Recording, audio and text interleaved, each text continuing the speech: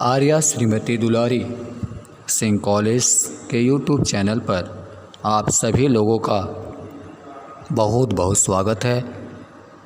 DElEd BTC fourth semester के यह गणित विषय का लेक्चर हम लोग अपने दो चररैखिक समीकरण में, जो कि हमारा पाठ चल रहा है 9वां, इस वीडियो में हम लोग जो भी हमारे कंसेप्ट थे, दो चररैखिक समीकरण से संबंधित जो भी सवाल हैं, उन सारी बातों को आज हम इसमें फिर से अध्ययन करेंगे, रिवीजन करेंगे, जिससे आपके सवाल का जो भी प्रॉब्लम समस्याएं बनी हैं, नए तरीके के क्वेश्चन हमेशा बनते रहते हैं। तो इसमें हम नए तरीके के क्वेश्चन को लिए हैं जो आपके सिलेबस से ही रिलेटिव है और कुछ नए ढंग का क्वेश्चन है। तो आज हम लोग इस अपने वीडियो में आइए शुरू करते हैं 5वां पार्ट वीडियो। कुछ महत्वपूर्ण सवालों को हमने लिया है, नए तरीके के सवाल हैं, जिससे आपका सीखने को एक नया तरीका भी मिलेगा। तो इस क्वेश्चन में ये कह रहा है, पहला क्वेश्चन आइए शुरू करते हैं। क्वेश्चन हम बता दे रहे हैं।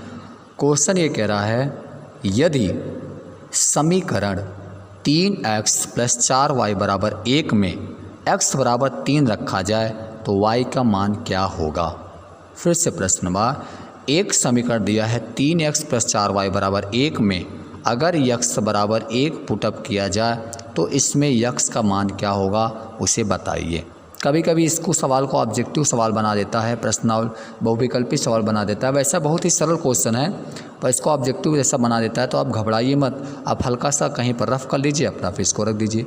तो देखिए, समीकरण आपको दिया है 3x + 4y = 1, ये आपका समीकरण दिया हुआ है।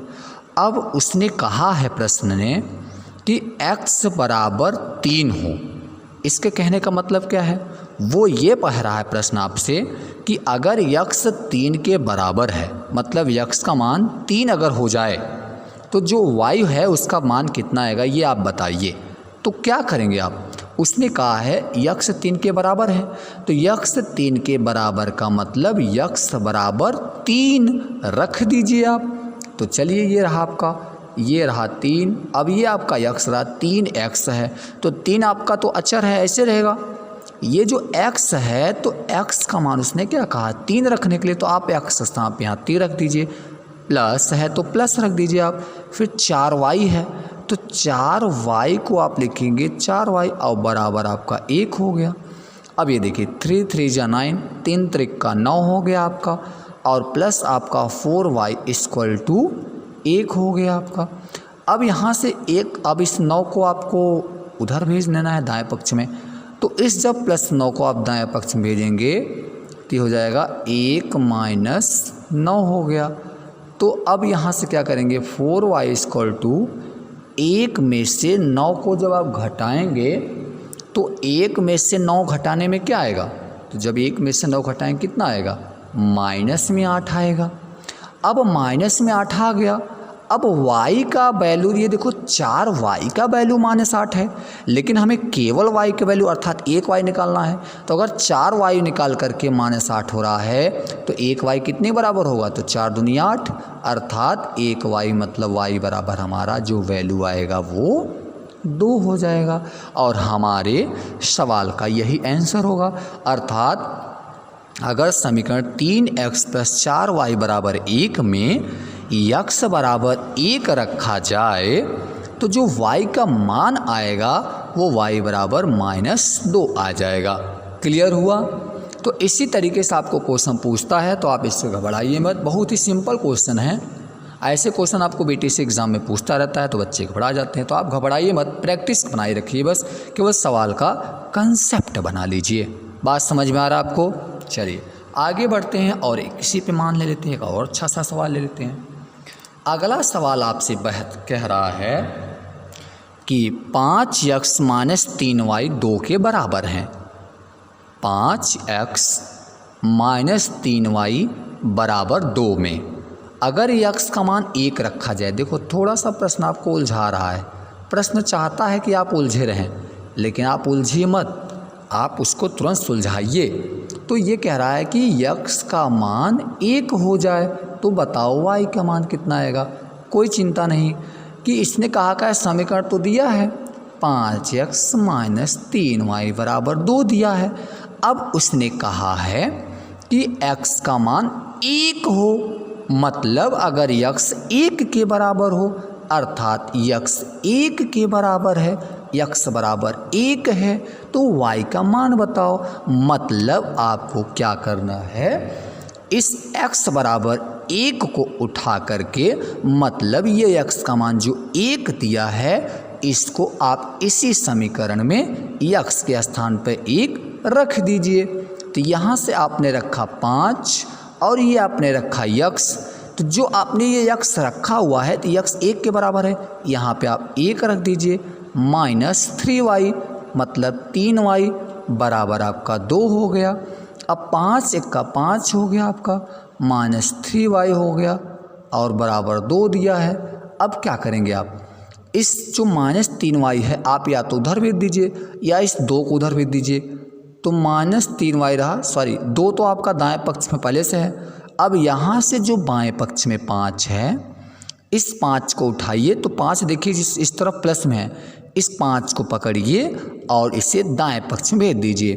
तो आप जानते हैं कि समीकरण का नियम होता है कि किसी भी संख्या को आप पक्षांतर करेंगे तो उसका मान सदैव बदल जाता है। तो ये +5 था, दाएं पक्ष में गया -5 हो गया, तो -3y बराबर, अब ये 2 है तो 2 में से आप 5 घटाएंगे, तो जब 2 में से आप 5 घटाएंगे तो कितना आएगा, -3 आएगा। अब आपने देखा बाएं पक्ष में भी माइनस है, दाएं पक्ष में माइनस है, तो माइनस माइनस दोनों कट जाएगा, तो क्या आएगा आपका 3y बराबर 3 है। अगर 3y 3 के बराबर है तो 1y कितना होगा, 3 से 3 कट जाएगा आपका, तो 1y जो वैल्यू आएगा वो हो जाएगा y बराबर 1 हो जाएगा। तो इस तरीके से आपने देखा कि 5x - 3y बराबर 2 में अगर x का मान 1 हो तो जो y का वैल्यू आएगा वो भी 1 ही आएगा। क्लियर हो गया, समझ में आया। चलिए आगे सवाल की तरफ बढ़ते हैं। हम आपको स्लो इसलिए बता रहे हैं जिससे आपका कंसेप्ट बढ़िया से बच जाए, आप सवाल को अच्छे से समझ सकें। आगे बढ़ते हैं, एक और सवाल इसी टॉपिक का है, क्वेश्चन लिया गया, बढ़िया क्वेश्चन है। ये क्वेश्चन आपसे कह रहा है कि यदि समीकरण y बराबर 4x - 4 पर y का मान 4 हो जाए, मतलब थोड़ा सा घुमाया, अब इसने y का मान दे दिया और आपसे पूछ रहा है x बताओ क्या होगा।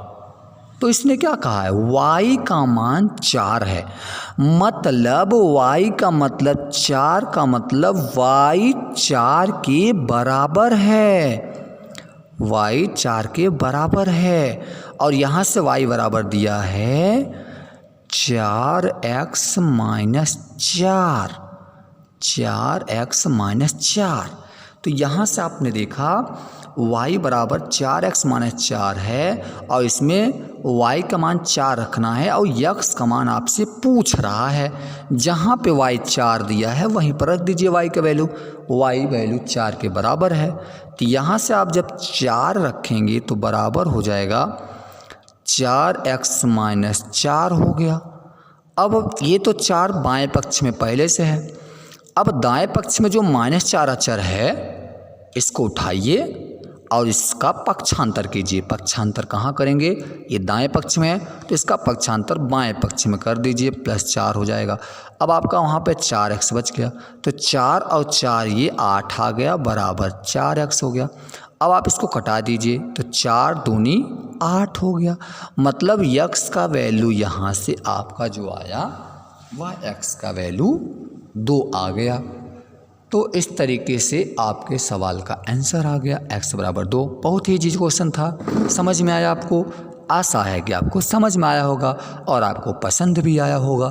क्लियर है, चलिए आगे बढ़ते हैं। और यदि समझ में आया होगा तो ज़रूर कमेंट में करिएगा। क्योंकि हम कमेंट बॉक्स आपका ज़रूर देखेंगे। सो आपको अगर समझ में आ रहा हो तो यस हाँ लिख करके उसमें ज़रूर भेजिएगा। आगे बढ़िए और नए सवाल को लेते हैं। आपका अगला क्वेश्चन है,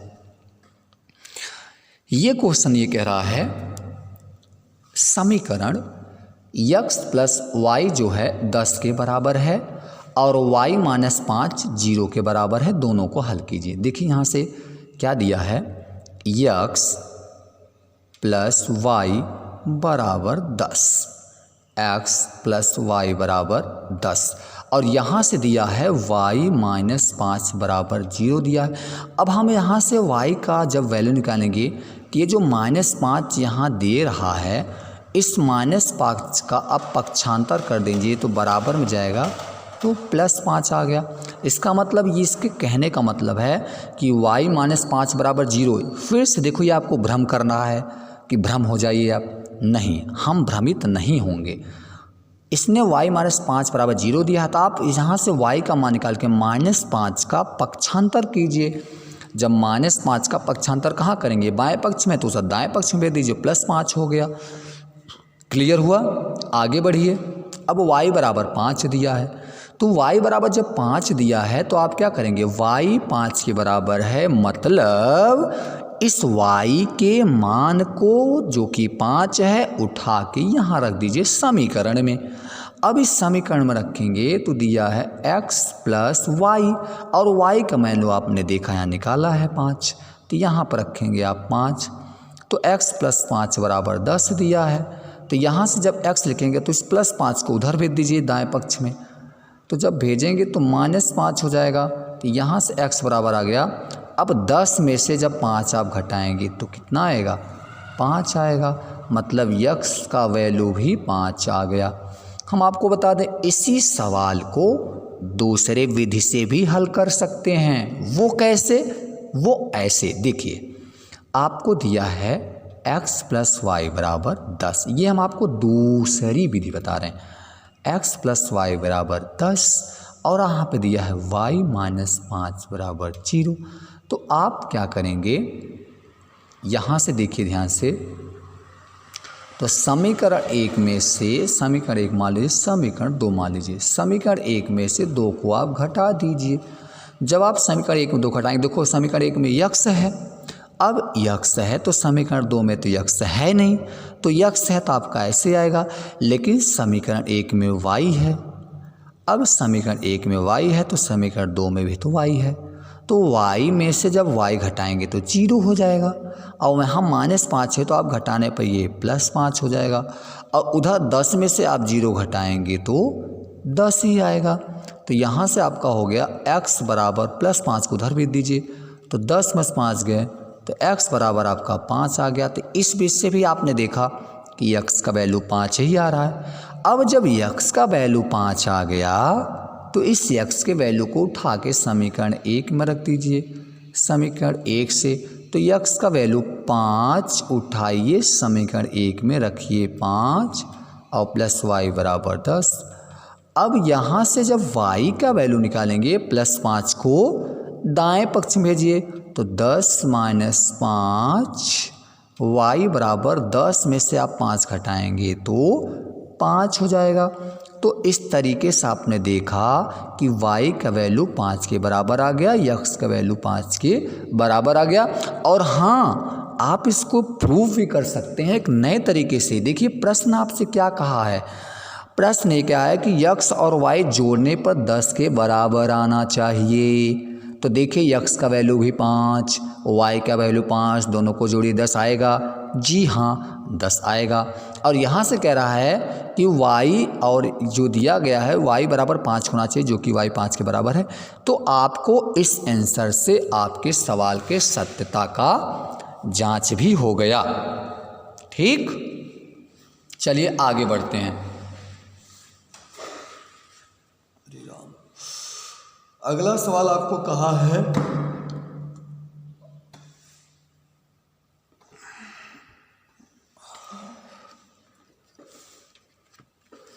अगला सवाल ये रहा, इसने कहा है कि अगर x प्लस वाई जो है 3 के बराबर है, मतलब x और y का जो मान है वो 3 के बराबर होना चाहिए, और फिर कहा है x माइनस जो y है वो 1 के बराबर होना चाहिए। तो समीकरण 1 समीकरण 2 हो गया। अब आप क्या करेंगे, तो दोनों को आप जोड़िए, समीकरण 1 धन 2। अब आपके मन में विचार आ रहा है कि सर जी जोड़ क्यों रहे हैं। हमने आपको बताया था इसके पहले वाले वीडियो में, इसके और पहले वाले वीडियो में, कि अगर x और y में दोनों में अगर किसी के गुणांक बराबर हों और एक माइनस एक प्लस में हो, हमेशा उनको जोड़ दीजिए। जोड़ने से जो एक पद होगा वो आपका कट जाता है और आपका सरल समीकरण हो जाता है। तो समीकरण 1 से आप 200 जब जोड़ेंगे तो देखो x दोनों प्लस में है, तो ये तो भैया जुड़ जाएंगे आपके, लेकिन ये प्लस y और माइनस y दोनों कट जाएंगे, तो यहाँ से आ जाएगा 3 और 1 4 हो जाएगा। तो 2x अगर 4 के बराबर है, 2x अगर 4 के बराबर है तो 1x किसने बराबर होगा जी 2 के बराबर, 2 दूनी 4, तो x बराबर 2 आ गया। लेकिन इसने पूछा इसे हल करो, तो मतलब अभी तो 1 मान आया, इसमें y का मान भी निकालना है। तो y का मान निकालने के लिए जो आपने 1 का मान निकाल लिया, अब इसी पहले मान को चाहे समीकरण 1 में रख दो चाहे समीकरण 2 में रख दो, आपकी इच्छा, आप स्वतंत्र हैं। हम यहाँ से 1 में रख देते हैं। कोशिश किया करो जो सरल समीकरण हो उसी में रखिए। तो समीकरण 1 में जब रखेंगे, समीकरण 1 में x का मान तो 1 में रखेंगे तो हो जाएगा x प्लस वाई बराबर, देखो 3 दिया है तो x बराबर 2 रख दो, तो यहाँ पे x है, यहाँ पे आपने 2 रखा, प्लस y बराबर 3 है। अब यहाँ से क्या करेंगे आप, y का पक्षांतर कीजिए, प्लस 2 आप उधर भेजिए, तो 3 में से 2 घटा देंगे तो y बराबर 1 आ गया, जो कि आपके दिए हुए सवाल का आंसर है। तो x बराबर 2 y बराबर 1 आपका समीकरण सॉल्व हो गया। आगे बढ़ते हैं और एक और सवाल लेते हैं। सवाल ये कह रहा है x प्लस वाई बराबर 7 दिया है और y बराबर 10 के बराबर दिया है, तो उसको हल कीजिए। बहुत ही जी क्वेश्चन, इसने आपको हिंट में दे दिया है जो y है वह 10 के बराबर है, मतलब y बराबर 10 दे दिया। अब आपसे पूछा है x प्लस वाई बराबर 7 में आप यहाँ से हल करो, अर्थात x का भी मान निकालो। बहुत ही जी क्वेश्चन है। तो क्या करेंगे आप, जब y बराबर 10 दिया है तो आप y बराबर 10 के मान को उठाइए और इसको रखिए। कैसे हल करेंगे इसको,